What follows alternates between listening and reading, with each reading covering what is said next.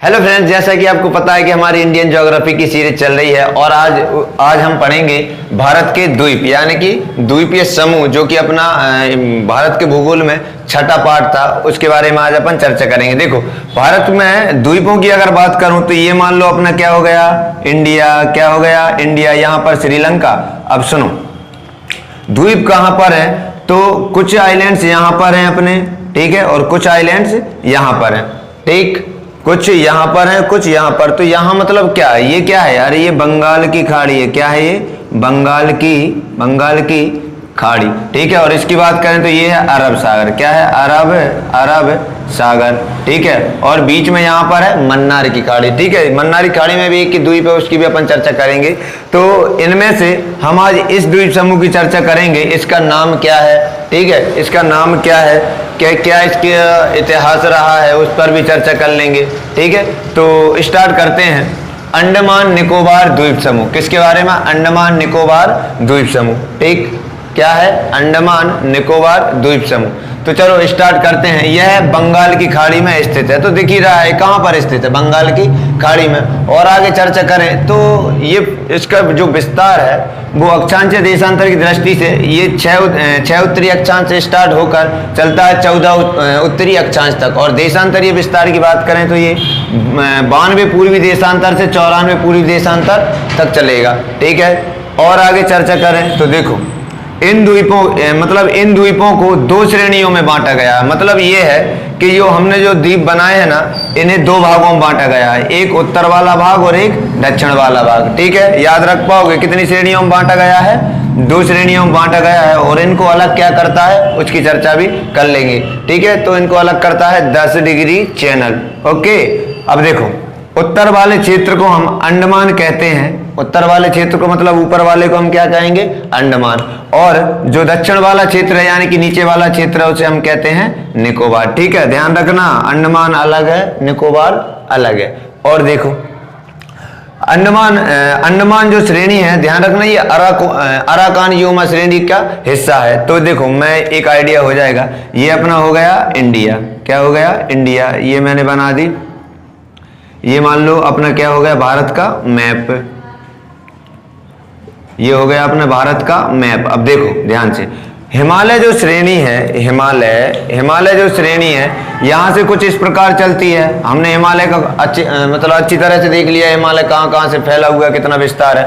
अब यहाँ से हिमालय यहाँ पर नामचा बर्वा पर्वत से मुड़ जाता है नीचे की ओर, ठीक है, मुड़ जाता है नीचे की ओर। तो हम उन्हें पूर्वांचल की पहाड़ी कहते हैं और इन्हीं को क्या कहा जाता है, अराकान यूमा श्रेणी। और यहाँ से ये पानी के अंदर डूब जाती है, ये श्रेणी पानी के अंदर डूब जाती है और यहाँ आकर ये पुनः कुछ आइलैंड्स के रूप में बाहर निकलती है, जिसे हम क्या कहते हैं, अंडमान निकोबार द्वीप समूह। तो ध्यान रखना, अंडमान निकोबार द्वीप समूह अराकान यूमा श्रेणी का हिस्सा है। बोलो, किसका हिस्सा है, अराकान यूमा श्रेणी का हिस्सा है। और चर्चा करें तो राजधानी क्या है इसकी, राजधानी पोर्ट ब्लेयर है। क्या है, पोर्ट ब्लेयर। अंग्रेजों के जमाने में, मतलब जब भारत अंग्रेजों का क्या था, गुलाम था, तो उस समय यहाँ पर काला पानी की सजा सुनाई जाती थी। अंग्रेजों ने एक जेल बनाई थी जिसे सेल्यूलर कहते थे, ठीक है।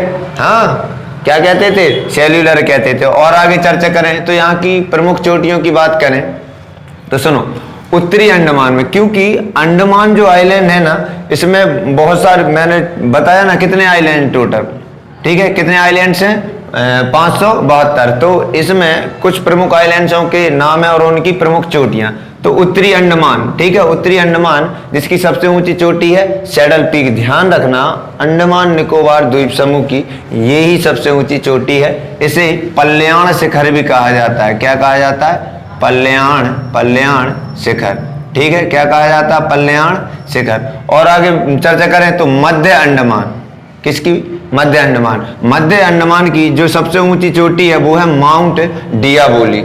क्या है, माउंट डियाबोली। दक्षिणी अंडमान की बात करें तो माउंट कोयोब।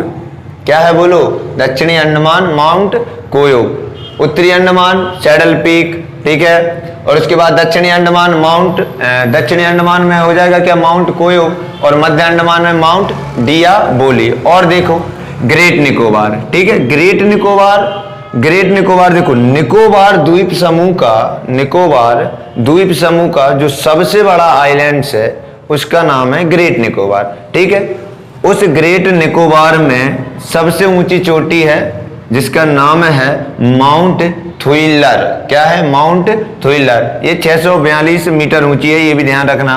फिर उसके बाद डंकन दर्रा, ये भी इंपॉर्टेंट है। डंकन दर्रा किसे अलग करता है तो ध्यान रखना, ये मध्य अंडमान और लघु अंडमान को अलग करता है, लिटिल अंडमान। और देखो 10 डिग्री चैनल, हमने देखो यहां चर्चा की थी कि इसे दो भागों में, दो श्रेणियों में बांटा गया है, उत्तर में अंडमान और दक्षिण में निकोबार। इन दोनों के बीच से, ठीक है, इन दोनों के बीच से जो लाइन गुजरती, जो अक्षांश लाइन गुजरती है उसे क्या कहा जाता है? उसे कहा जाता है 10 डिग्री चैनल। ठीक है, 8 डिग्री चैनल भी अलग करता है, जैसे अपन चर्चा करें जब हम लक्षद्वीप पढ़ेंगे तब बताऊंगा कि 8 डिग्री किसे अलग करता है, 9 डिग्री किसे अलग करता है, और अक्षांश में और भी कुछ महत्वपूर्ण क्वेश्चन बनते हैं, सबकी चर्चा कर लेंगे। देखो फिर उसके बाद निकोबार द्वीप समूह, ठीक है, निकोबार द्वीप समूह का जो सबसे बड़ा आइलैंड्स है उसका नाम है ग्रेट निकोबार। क्या है? ग्रेट निकोबार। और ध्यान रखना, ग्रेट निकोबार में ही भारत का दक्षिणी पॉइंट, जिसे हम क्या कहते हैं? इंदिरा पॉइंट कहते हैं। क्या कहते हैं? इंदिरा पॉइंट। तो मैं यहां लिख दे रहा हूं, यहीं पर क्या स्थित है? इंदिरा पॉइंट। अच्छा, ये याद हो गया हो इंदिरा पॉइंट। तो एक चीज और याद रख लो, 2004 में एक सुनामी आई थी। ठीक, सुनामी। उस सुनामी में ये जो इंदिरा पॉइंट है ना, ये क्या हो गया है? इसे ये जलमग्न हो गया। क्या हो गया? जलमग्न हो गया है। ठीक है, ये जलमग्न हो गया है। और देखो, और चर्चा करें तो एक चीज और याद रख सको तो रख लेना, इसी अंडमान निकोबार द्वीप समूह में एक द्वीप है जिसका नाम है बैरन। क्या नाम है? बैरन नाम के द्वीप पर एकमात्र भारत का सक्रिय ज्वालामुखी है। एकमात्र सक्रिय ज्वालामुखी का नाम भी बैरन ही है। ठीक है, सक्रिय ज्वालामुखी का नाम भी क्या है? बैरन है। और आइलैंड्स का नाम भी बैरन है। किसका भाग है? अंडमान निकोबार द्वीप समूह। देखो फैक्ट तो बहुत सारे हैं, ठीक है, फैक्ट तो बहुत सारे हैं। जैसे कि चर्चा करें कि इसे किस नाम से जाना जाता है, तो इसे स्वराज द्वीप के नाम से भी जानते हैं। ठीक है, अब इसके लिए हमें थोड़ा सा इतिहास में चर्चा करना पड़ेगा। तो ये एक छोटी सी वीडियो है, ये पार्ट 1 है, इसका मैं एक पार्ट 2 भी बनाऊंगा। ओके।